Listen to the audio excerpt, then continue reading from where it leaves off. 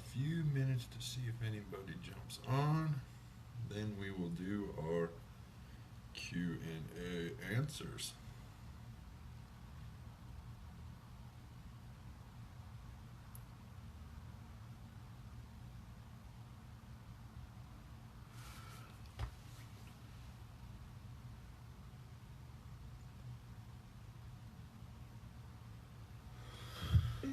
Welcome, welcome, welcome. Hello, hello. Question and answers momentarily. Adam Bender, I have an answer to your question. What's up, dude? All right. We got a couple people. I think we will go ahead and get started. Since you're on here, buddy, I will go ahead and start with yours first. That way, I know you got young kids and a nursing wife. So, present and ready to learn. All right, buddy. I'll start with yours. I know you got a lot going on. So, with that, your question was: is keto a sustainable diet to live the rest of your life by? Honestly, buddy, the keto thing is one of my pet peeves. But I only say that it's a diet. I don't like restrictive diets like that. So when we did Whole30, and you have to restrict everything but whole foods, nothing added, it's really a stressor. And so for me, Whole30 was not sustainable. So sustainability to me is something I can do for the rest of my life without any changes, really. Yes, you got to be mindful and stuff like that, but sustainability to me, and that is what we strive for, is to find something that's sustainable for you. The problem I see with keto is whoever decides to jump on the bandwagon, wants to know how to make keto brownies and keto pancakes and keto pizza and keto cupcakes and keto. So they've already missed the whole point of a diet is to help us take our health back. And so if you're doing keto or you're doing Whole30, I don't like Whole30 either, just because it literally is 30 days. Like, I don't like setting yourself up. If it's literally set up to be for 30 days, then it's like only designed to be for 30 days. And I know that some people go ahead and do it for a lifetime. And that, is not the majority. So speaking about the majority of people, I would say keto is a phase. Keto will disappear soon. I started seeing the supplements at Walmart. That usually tells me that it's on its way out if Walmart has bought into the fiesta of keto. Do I think it's sustainable? I personally couldn't do it. I like pizza, and I don't like to know how to make keto pizza.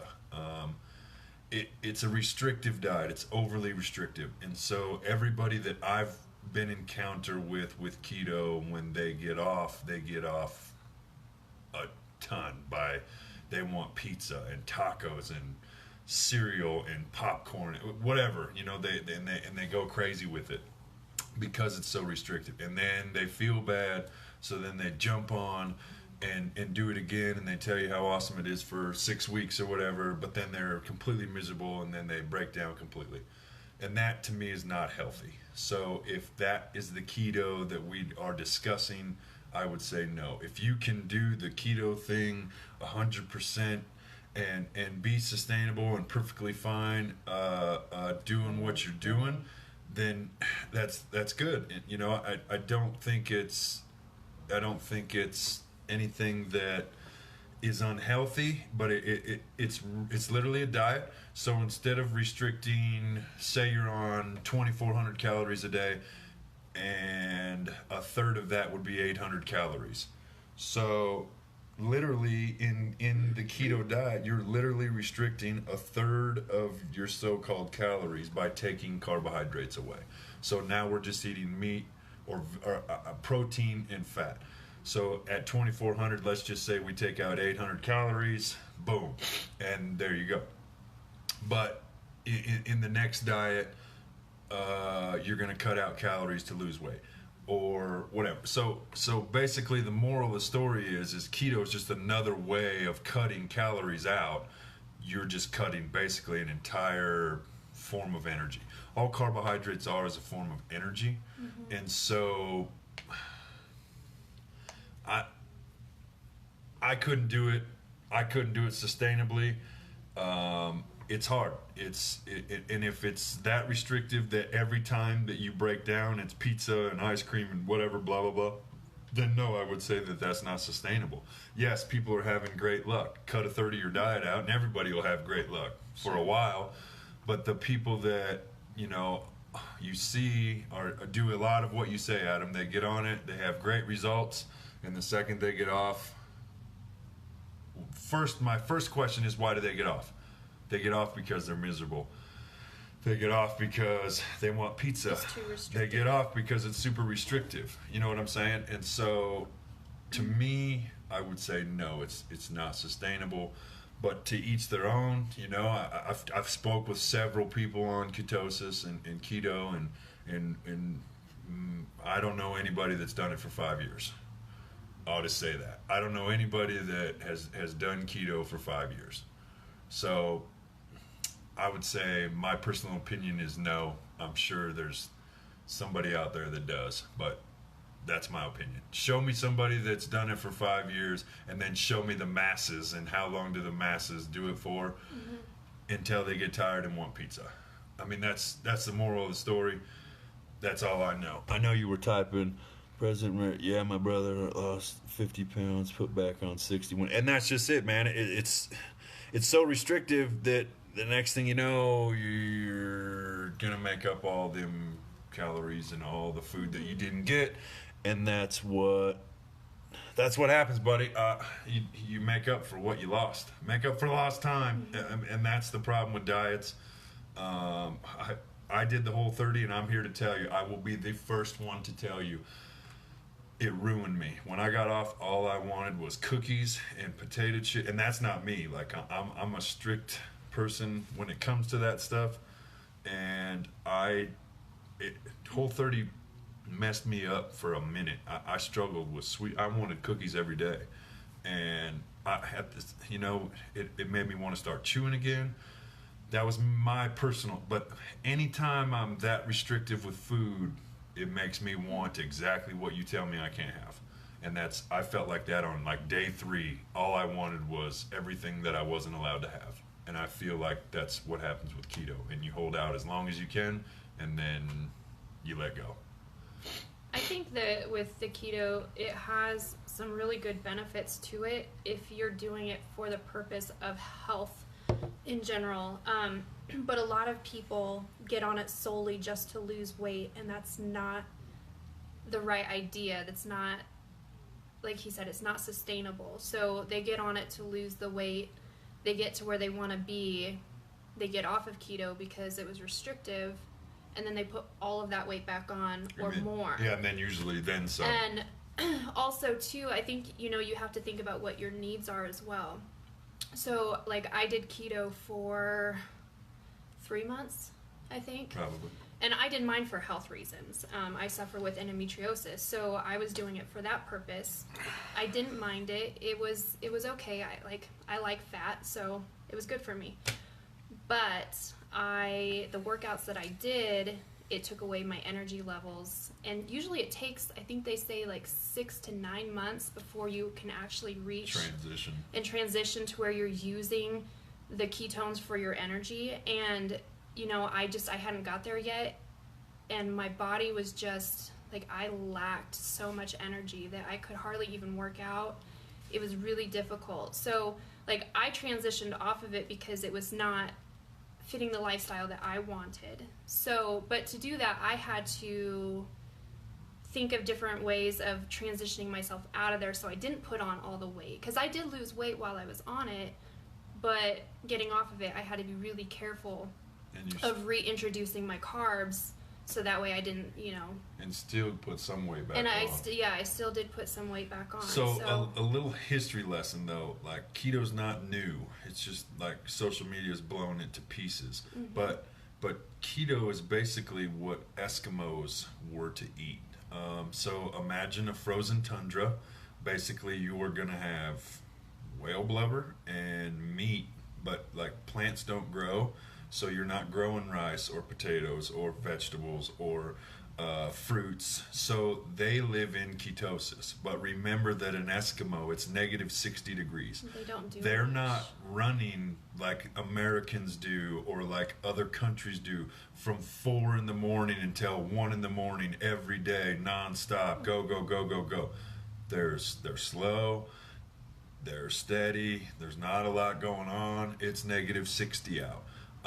So what they do is eat fats. It helps keep them warmer. All right. So the other side of that is the equator. Down there they have fresh fruit that is in abundance, and they also have fish. So all the people by the equator basically eat is fresh fish and fruits. And so they live a high carbohydrate diet. So one is high fat and one is high carbs. Both of them live sustainable lifestyles for the areas that they live in. Both of them are completely fine with that, but they don't have the options that we have here. And so in the middle part of the world, we have every option. And especially in America, we have so many options that every neon light is another fast food restaurant 7 steps away from the next one. And so it's hard for us to understand, but we also live such a fast-paced lifestyle that it just doesn't necessarily work out for us. But that's actually this keto thing, blah blah blah. That's all it is it's a way of life for other people, and we've just sort of like picked that up as the times have went. But basically the people that do it are pretty slow, and they don't have vegetables to eat because it's frozen. So that's my 2 cents, something to think about. That's all I got on keto. Hello, Albert, Mike, Ashley, Mike, Scott, welcome. What is the next question? You want to start from the top? Yeah. So the next question is thoughts on intermittent fasting. This is perfect. Intermittent fasting, I don't really have much to say. I mean, I think it's your preference, really. I mean, it does have good benefits to it, and there's different avenues of intermittent fasting. I don't really... So the moral of the story is exactly what I said in keto, is it's a way to cut calories. Most people, I eat 2,748 calories a day. But if you give me 6 or 8 hours to do it, eating 1,000 calories 3 times in 8 hours would be tough. Some days I could do it. Some days I'd be stuffing myself. So that's how intermittent fasting works. Basically, the point of it is to get you to, again, cut 1/3 of your calories out. So the average person eats 16 hours a day, and so we eat, on average, we'll just say 2,700 calories. So if I eat every 5 hours, we'll just say at 900 calories, I would be at 2,700 calories. But if I was only allowed 9 hours of eating and I only ate once or I only ate twice, I'd be at 900 or 1,800 calories. So that would be a way for me to cut 900 calories out. There are benefits to it. It can help because you don't stress your digestive system all day. Like I eat every 3 hours. It was my beliefs. It's what I do. It works for me. I eat every 3 hours because it keeps my blood sugar level instead of the super hungry, super full spikes, or tired and not tired that a lot of people deal with. That's why I eat every 3 hours. Is it necessary? It is for me. That's how I get along the best. Otherwise, I overeat. and then I'm stuffed, and I'll go from hungry to full to energized to tired. And I don't like to be that way. So I personally prefer to eat every 3 hours. Like I said, it stabilizes my blood sugar, and that keeps me in a better state of mind. Now, intermittent fasting can also sustain your blood because you are only spiking for 8 hours. And so it can help. Obviously, it can help lose weight because you're cutting, again, a third of your calories out. Um, a lot of people have success with it. Basically, like in a roundabout way, if you are not good about staying in your calories or how much you're supposed to eat, and cutting 8 hours of your eating window out helps you, then do it. You know what I mean? There's no harm to it, so to speak. There's definitely benefits to it if it's something that fits what you're looking to do. It's great.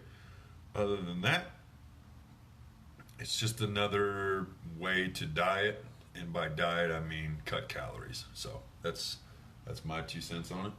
Yeah, and I know some people do it in regards to because of their lifestyle. They have a really busy schedule, and it's just one less thing that they have to think about for the next few hours. So they have that scheduled window to eat, and then they schedule their time around that. So that's another reason why some people do it as well. But like I said, I think it's kind of what you're looking for, and you know what it is that you want to achieve, really. So the choice is kind of yours. Next question. How in the hell do you eat healthy when eating out? And I would say keep it simple.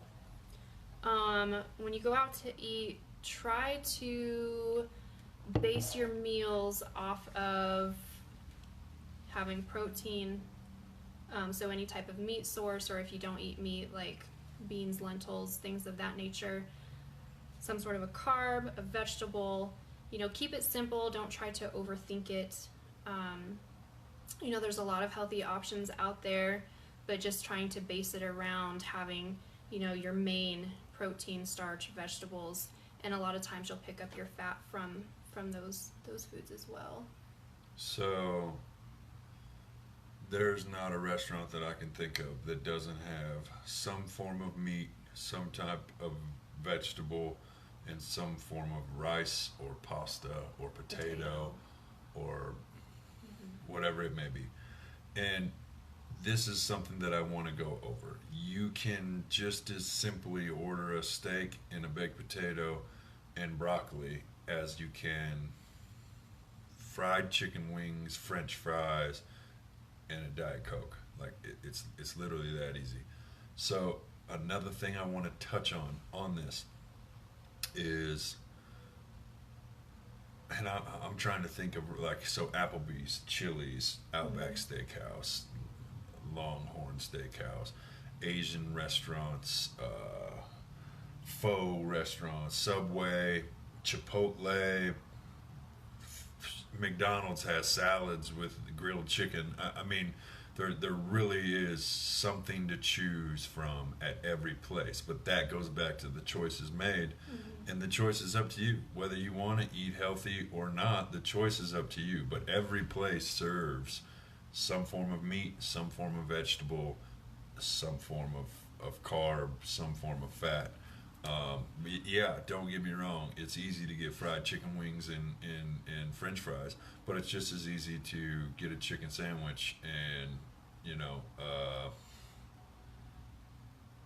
mashed potatoes or whatever. I mean, there's a zillion, even gas stations anymore. You walk into a gas station, you can get a bag of almonds, a thing of beef jerky, and a lot of them have fruit. Sure, and and a banana, and you have all protein, fat, and carbs right there, done and done. So it is easy to eat out. You can eat out.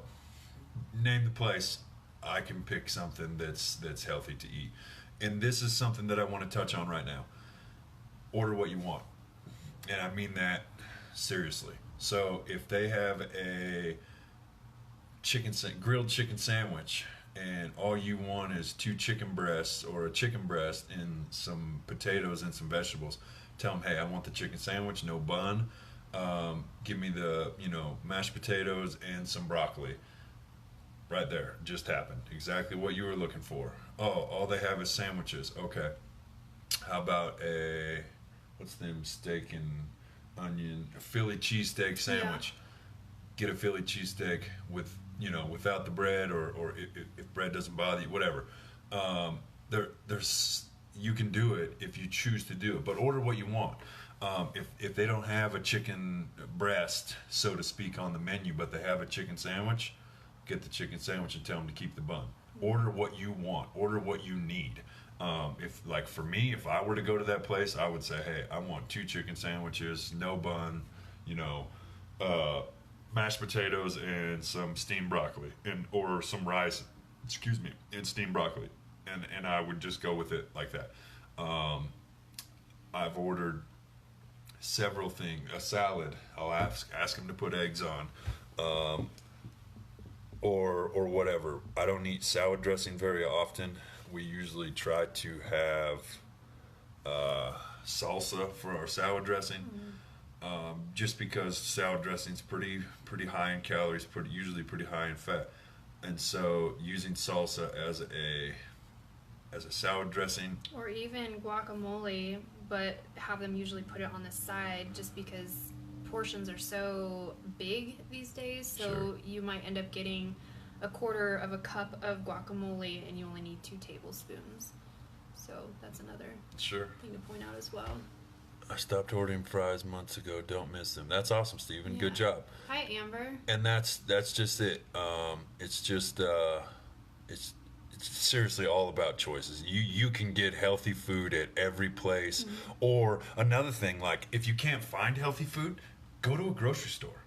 Like, when we travel and stuff, don't think that I won't walk into a Hy-Vee or a Safeway or whatever for lunch and pick up a salad and one of them rotisserie chickens and tear it to pieces and eat it on the way. Like, if all they have is Burger King and McDonald's, I'm out. You guys, I don't eat shit like that. Or even if you walk into somewhere, like if you're traveling, because a lot of times what we do is we try to stop and eat somewhere that we've never been, somewhere that's not a chain usually. And like if they have something that's like they don't have anything on the menu that's something that we would eat, like it's all bad choices for whatever reason, don't be afraid to walk out. Like make the changes that you need to fit your needs. Yeah, and it's your hard-earned money. Like, so if you're eating out, Jeff, we're literally going over your question right now. I just seen you pop on, but if you're eating out, it's your money. Don't settle for McDonald's, or don't settle for whatever crap food that they have. Walk out if it doesn't have what you're looking for. Don't be afraid to walk out. It's you've earned your money. If they don't have what you want, then they didn't earn your money, and so. It really is simple though to find meat and carb and vegetable instead of chicken wings and whatever. It's all in the choices that you make though. The options are there. Just make sure you're looking for them. So with that, all right. Next question is counting macros the only way, or can we eyeball it and be close enough? My answer to that would be it depends on what your goals are. Like if you're serious about losing weight and counting your macros, then I would suggest you stick with your macros and don't eyeball it, because how many of you have tried to eyeball 2 tablespoons of peanut butter? 2 tablespoons of peanut butter. I Never guarantee you are overeating peanut butter if you put yourself down for 2 tablespoons and never measured it out. Or if you like ranch, I remember last year when we were eating ranch, he actually measured out his ranch and was very, very disappointed in how much ranch he was eating. Yeah. So,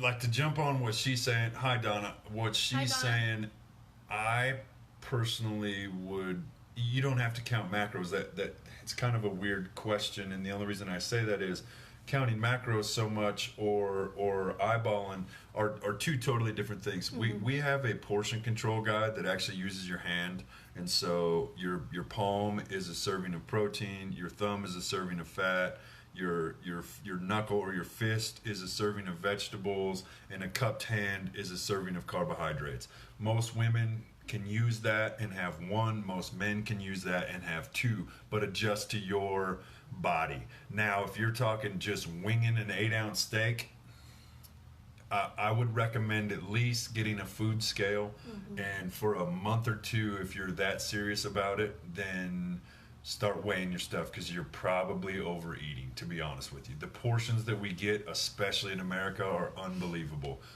We have tripped to Mexico, and when you get plates at dinner or whatever in Mexico,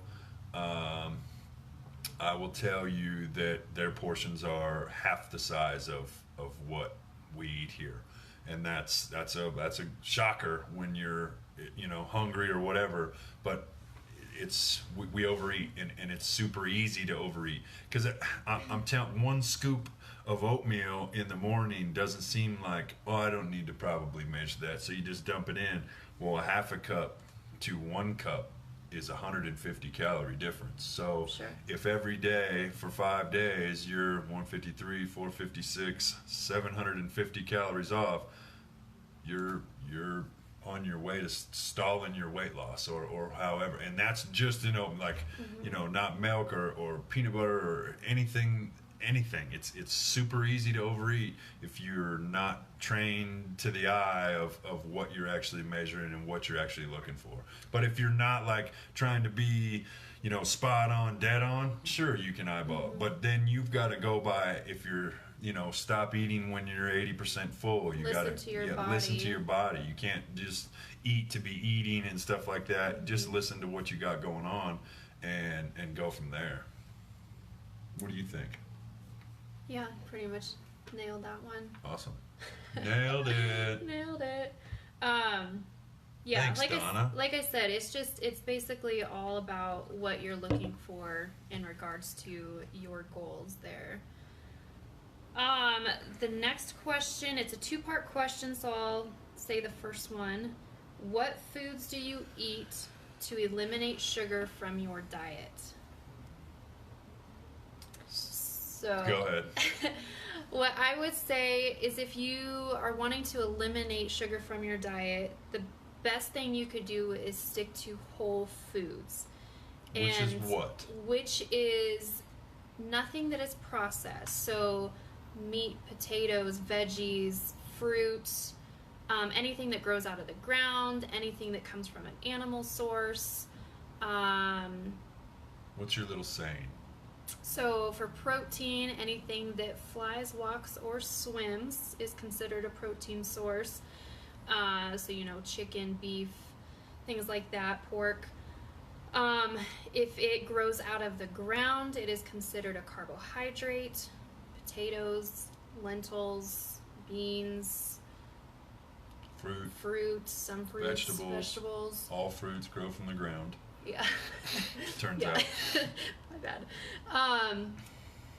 So yeah, stick to those and you're going to be just fine. The more you start getting into processed foods is when you're going to start really getting a lot of sugar, a lot of unnecessary sugar. And that's, a lot of soda. If you've watched any of our videos that we've done about sugar, how much sugar is in soda is unreal. So yeah, just the biggest thing would be to stay away from processed foods the best that you can. And just look at labels when you do, because some foods, you're going to get packaged foods. Sure. So the biggest thing that you can do there is look at the labels. Read the labels on the back. Look to see how many ingredients are in your foods. We try to stick to things that are 5 ingredients or less if we can. And the biggest key too is if you can pronounce it, it's usually probably a good sign. If you can't pronounce it, you don't know what is being really put into your food. Sure. So one thing that she touched on is reading labels, and it's so big. I literally just threw this bag away. But this light blue bag has 3 ingredients. Sorry, we're running two Yeah, phones I'm here. doing this on Instagram and Facebook. So this light blue bag has 3 ingredients. It has almonds, vegetable oil, and sea salt. There's 0 sugar in here. So there's a light green bag that has like 8 ingredients in it.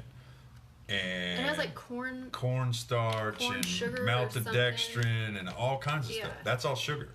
And so reading your labels is going to be the best way for you to steer clear of sugar. And you try to stay below 5 items or less. So prime example, potato chips. I love potato chips. I'm a chip eating fool. If I buy chips, it'll have 3 ingredients: potatoes or corn, because I like tortilla chips. Potatoes or corn, oil, and salt. That's it. If it has any more, I don't get them. And that's the God's honest truth. We used to get some sweet potato chips from Aldi's. It was sweet potatoes, oil, and salt. I literally anymore just buy tortilla chips, and usually they're corn tortilla chips, and so it's corn and oil and salt, and that's it. So if you start paying attention and you pick up a bag of Doritos, there is 80 ingredients, and 75 of them you can't pronounce, and there's a reason behind that. That is all the things that are giving us all of our health problems. So stay away from processed food. Even watch your canned foods, like beans. We eat a lot of beans, and I'm here to tell you, I leave beans on the shelf all the time because they have 10 ingredients, and if you look at the next can over, it'll be beans and water. And everything else has calcium chloride and some dioxide and all kinds of other shit. Some unnecessary Find stuff. shit that is what you're looking to buy. If you're looking to buy corn, buy corn. If you're looking to buy beans, buy beans. Don't buy beans with blah, blah, blah, blah, blah, blah, blah, blah, blah. So I love peanut butter now. I get mine from Fresh in Time because it's just peanuts. That's all. No oil, no salt, no sugar. Sure. Yeah. Yep. But yeah, and that's the thing, is paying attention to your labels. We buy peanut butter with honey in it, and it has, I think, 4 ingredients, and that's like I'm fine with that. But that's me personally. But we try to stay under 5 ingredients for everything, and that goes for pasta and bread, and that's not stuff that we eat all the time. But even when we do decide to eat that stuff, we're still making sure that it's as healthy as we can get it. So that's the best way to get rid of sugar is stop eating sugar. Simple as that. Can you completely eliminate sugar from your diet is actually the second part of the question. And I would say in today's day and age, the answer is probably no. Now, when you put your shit into MyFitnessPal or whatever, and it tells you can have 108 grams of sugar or whatever in a day, that is ridiculous. I shoot for 25. And I'm talking fructose from fruit and vegetables. If I have more than 25 grams of sugar, it was probably a pretty bad day. And that's actually a whole food thing. So yes, it's fructose. It's not table sugar.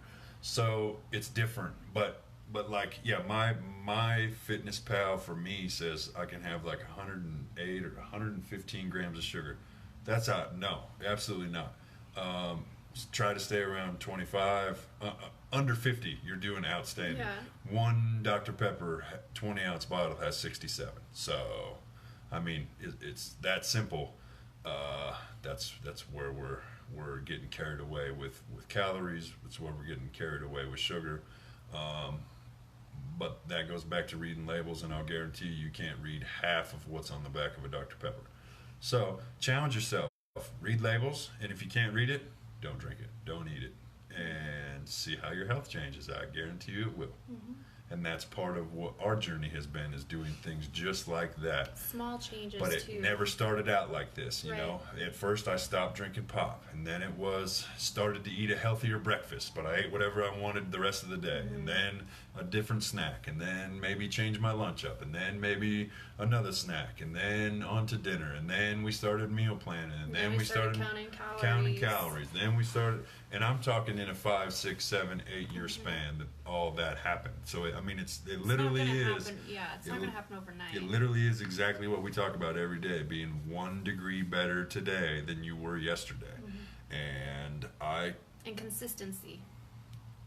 Being consistent. Eat whole foods, drink water, get sun, get rest, get fresh air, exercise. You'll be on your way to a pretty healthy life. So, with that, does anybody have any other questions while we're on here quick? I would love to answer them for you. I love peanut butter too, Donna. Matter of fact, we just ate ours up last night, so now I don't have peanut butter. And then you had to bring it up. Thanks a lot, Donna. It was my sweet treat. Thanks a lot, Donna. But yeah, get yourself one. There you go. Get yourself 1 tablespoon of peanut butter and see how it goes, Donna. You'll be disappointed. It disappoints me every time. With that, if nobody has anything. Thank you guys for your questions. Yeah, thanks for your questions. Monday I'll drop the new one. We'll do this again next Thursday. Same time. Same time, same place, same beautiful faces. If nobody has anything, spread love and God bless.